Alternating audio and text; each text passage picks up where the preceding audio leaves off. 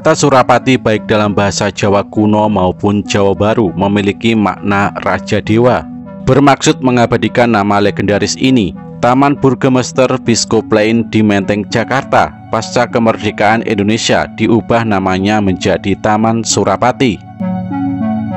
Untung Surapati sebuah legenda. Kisah hidupnya adalah ikonik tentang heroisme. Sikap heroisme dan militansinya melawan penjajahan Belanda inilah membuat namanya terangkat jadi tokoh legendaris. Bukan semata bagi masyarakat Jawa, baik kalangan kawula maupun priayi, namanya juga sangat populer di Kalimantan, Maluku, dan Sunda. Merujuk pada Ferdinand Wiegers dalam Nyai Isah dan cerita lainnya mencatat, sejak abad ke-19, nama Surapati telah menjadi ikon dan simbol perlawanan melawan kolonialisme Belanda di tengah-tengah masyarakat itu. Dalam catatan sejarah, di Kalimantan pernah ada seorang pemberontak yang saat melawan Belanda menggunakan nama Surapati. Juga di Maluku terdapat pula yang menggunakan nama Soripati. Bahkan hingga memasuki abad ke-20, di Sukabumi terbit majalah berbahasa Sunda yang bernama Surapati, sedangkan Veran Wordelix redakturnya juga menamakan diri Untung. Lebih dari itu, riwayat hidupnya bahkan menjadi lakon favorit dalam wayang krucil dan pementasan ketoprak di Jawa Tengah pada akhir abad ke-19 dan hingga era kontemporer sekarang. Pada tanggal 8 Februari tahun 1686 terjadi kasus pembunuhan Kapten Van Koestek di depan alun-alun Keraton Kartosuro Solo. Jelas kasus ini sebuah peristiwa yang sangat menggemparkan ketika itu. Pembunuhan Kapten Van Koestek merupakan salah satu peristiwa yang paling mencolok dalam sejarah VOC, ujar sejarawan H.J. de Graaf.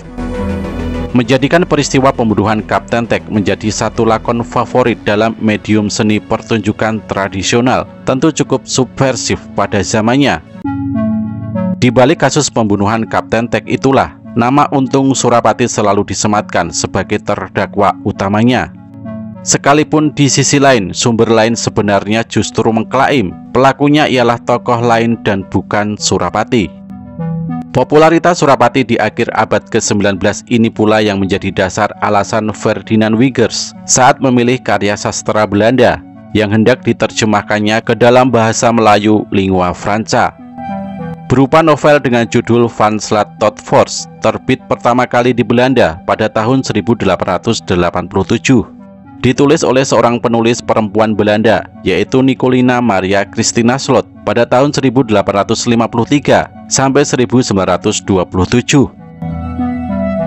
Novel bergenre roman sejarah ini kemudian diterjemahkan Wiegers dengan judul Dari Budak Sampai Jadi Raja, terbit di Hindia pada tahun 1898. Novel ini bercerita tentang kisah Untung Surapati.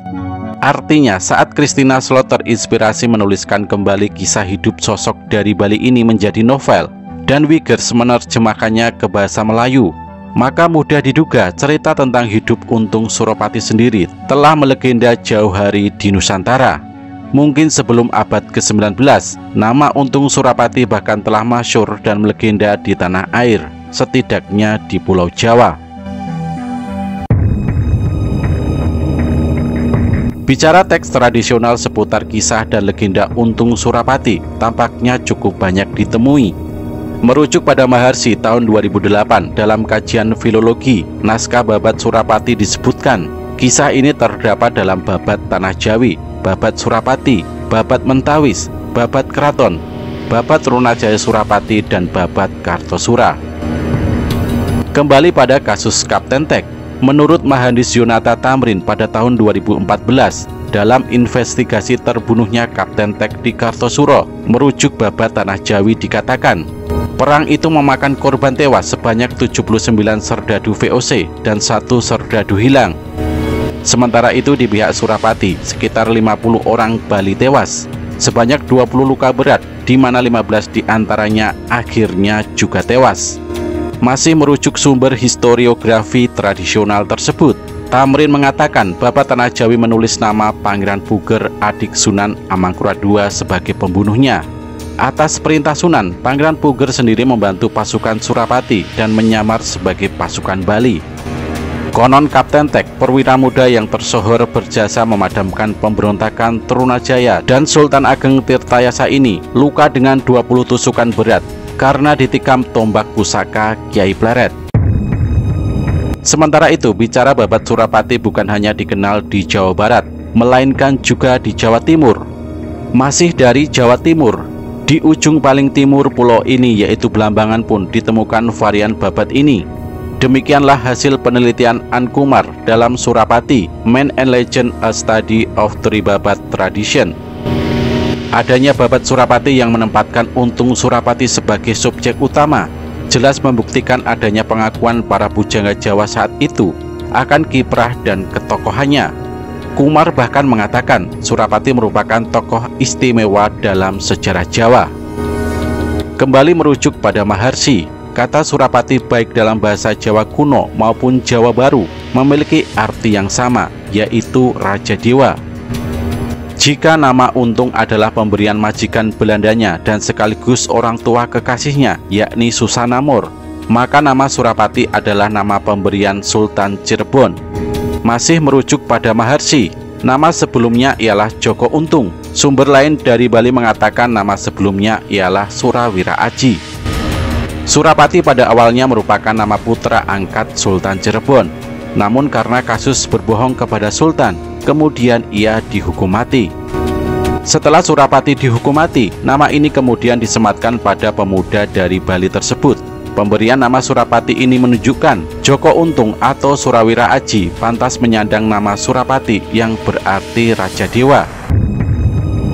Bukan hanya soal kepantasan, penyematan nama Surapati juga disinyalir merupakan bentuk penghormatan baginya dari kalangan aristokrat. Dari berbagai naskah tradisional dari Jawa Timur masih merujuk pada Maharsi. Setidaknya hingga saat ini terdapat 7 variasi naskah. Menarik untuk digarisbawahi di sini. Dalam naskah-naskah itu Surapati juga diceritakan diakui sebagai putra Sunan Amangkurat II. Sementara itu, teks modern barulah muncul setelah Christina Slot atau masyhur dengan nama Pena Melati Van Java menulis karya novelnya. Seperti telah disinggung di muka, novel ini lantas diterjemahkan oleh Ferdinand Wiggers, seorang jurnalis peranakan Eropa sekaligus pelopor penulisan karya-karya sastra di negeri ini. Terjemahan dari Van Slat tot Force, yaitu Dari Budak Sampai Jadi Raja, disebut-sebut sebagai karya terpenting Wiggers. Agung Dwi Ertato pada tahun 2018 dalam Pesakitan Aptenar yang jadi juru karang ternama setidaknya memberikan 3 alasan mengapa karya terjemahan itu bernilai fenomenal. Pertama, Wiggers tidak memilih karya yang populer baik dari sisi pengarang maupun dari sisi modus cerita untuk diterjemahkan. Yang kedua, isi dari cerita tersebut lebih dekat pada pihak pribumi daripada pihak kolonial maupun kelas menengah di tanah Hindia Belanda. Dan yang terakhir atau yang ketiga, pengarang cerita asli yaitu Melati Van Java hidup sezaman dengan Wiggers. Terkait hal ini, Pramudia Anantatur dalam Antologi Sastra Pra-Indonesia dan diterbitkan kembali oleh Hasta Mitra pada tahun 1983 memberikan catatan. Terjemahan Dari Budak Sampai Raja dapat ditafsirkan sebagai pernyataan simpati pada tokoh legendaris Surapati yang konsekuen menentang penjajahan Belanda sampai akhir hayatnya. Selain Melati Van Java dan Wiggers, patut disebutkan nama penulis lokal yaitu Abdul Muiz antara tahun 1883 sampai tahun 1959. Terbit pada tahun 1950, dia menulis romannya dengan judul Surapati. Selang 2 tahun kemudian, pada tahun 1953, sebagai kelanjutan kisah Surapati juga ditulis sebuah novel lain dengan judul Robert Anak Surapati. Mengingat makna ikonik Untung Surapati sebagai simbol perlawanan atas kolonialisme Belanda dan sekaligus bermaksud mengabadikan namanya, maka Taman Burgemeester Biskoplein di Batavia yang sekarang menjadi Jakarta pasca kemerdekaan Indonesia diubah namanya menjadi Taman Surapati. Selain itu, pemerintah Indonesia berdasarkan SK Presiden nomor 106/TK/1975 tanggal 3 November tahun 1975 telah menetapkan sosok legendaris ini sebagai pahlawan nasional.